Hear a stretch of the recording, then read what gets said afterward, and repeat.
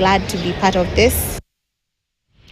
Ujenzi wa mabomba ya unyunyiziaji maji katika wadi ya Mutithi, eneo bunge la Mwea, unatazamiwa kuongeza eneo la kilimo cha mpunga kwa ekari 10,000 kwenye mradi wa kilimo wa Mwea. Mradi huo chini ya mamlaka ya kitaifa ya umwagiliaji maji wenye thamani ya shilingi bilioni 1 unatarajiwa kukamilika ifikapo mwezi Agosti mwaka huu, na utaangazia kupanua umwagiliaji mashamba maji katika eneo la Mutithi, kuimarisha uwezo wa jumla wa mradi wa kilimo wa Mwea ambao umekuwa zaidi ya ekari 31,000. Kulingana na wakulima wa mpunga kutoka sehemu ya Mutithi, mpango huo ulikabiliwa na ucheleweshaji baada ya kuzinduliwa, lakini kwa ahadi iliyotolewa na serikali ya kitaifa kupitia Wizara ya Maji na Unyunyiziaji mashamba maji, wana matumaini kuwa utakamilika.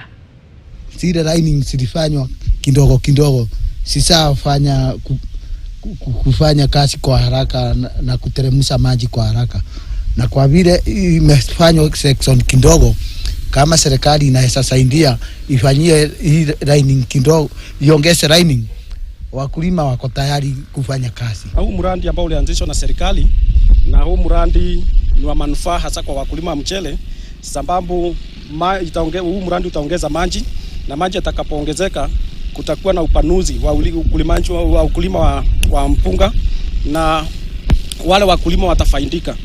Pia kutakuwa na ongezeko la mashamba ya mpunga, na hilo ongezeko litasaidia wale ambao wanakomboa na wale ambao ni wenye mashamba. Project iko sawa kwa sababu ni pesa zinakuja kwa scheme, na zikiendelea kupanua scheme yetu na kutuletea ile mambo mkulima anataka, sisi tuko tayari kulima mara 3 mara 4, ili wale ambao wanaleta mchele kutoka nje sisi tuweze kujilisha sisi kama scheme na Kenya kwa jumla. Serikali ikipanua canal, tutakuwa na double katika production within the scheme. Huku maeneo mbalimbali yakiendelea kukabiliwa na baa la njaa